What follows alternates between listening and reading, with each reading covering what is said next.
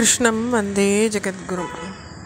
நம்ம நாராயணியத்தில் 7வது தசகத்தினுடைய முதல் ஸ்லோகம் வரைக்கும் பாஷ்யம் பார்த்துருக்கோம். 7வது தசகம் ஹிரண்ய கர்ப்ப உற்பத்தி அப்படின்ற தசகத்தை இப்போ நம்ம பார்த்துட்டே வரோம். இப்போ இதில் 2வது ஸ்லோகம் பார்க்கலாம்.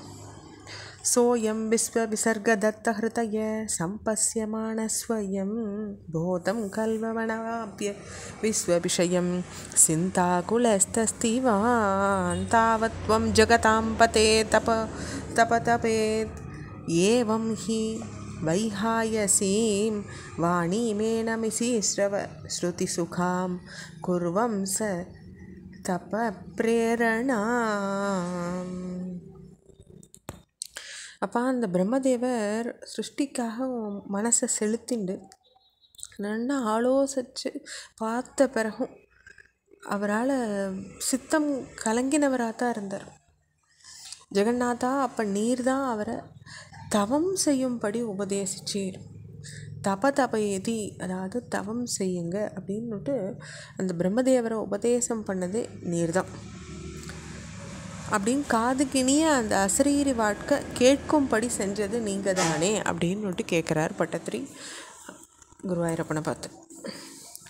கோசௌமா அவத்த புமாநிதி ஜலா பூர்ணே ஜெகன்மண்டலே திக்ஷுத்வீக்ஷ்ய கிமப்ய நீக்ஷிதவதா வாக்கியார்த்தமுத்பஸ்யதா திவ்யம் வருஷசஹஸ்ரமார்த்த தபசா தேன த்வம் ஆராதிதः தஸ்மை தர்சிதவானசி ஸ்வநிலையம் வைகுண்டமேகாத்புதம்.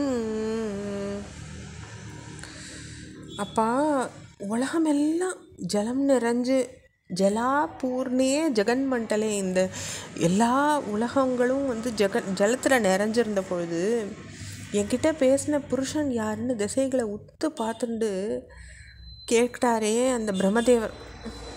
அப்போ அவர் ஆராதித்த பிறகுதான் அவருக்கு ஒப்பற்ற ஆச்சரியமான உம்முடைய வைகுண்ட லோகத்தை நீங்கள் காமிச்சிங்க இல்லையா?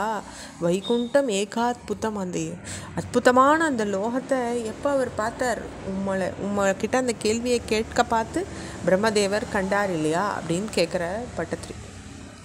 மாயா யத்ர கதாபி நோ விகுருதே பாதே ஜகத்பியோ பஹீஹி சோகக்ரோத விமோக சாத்வ சமுகா பாவாஸ்து தூரம் கதாஹ சாந்த்ரானந்த ஜரீச்ச யத்ர பரம ஜோதிர்பிரகாசாத்மகே தத்தே தாம விபாவிதம் விஜயதே வைகுண்ட ரூபம் விபோ. அப்பா பிரபுவே,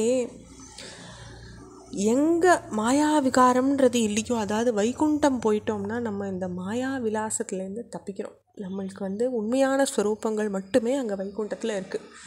நம்ம பார்க்கக்கூடிய மாயேன்ற இது இந்த பிரகிருத்தியான இந்த பூலோகத்தில் தான் இருக்குது.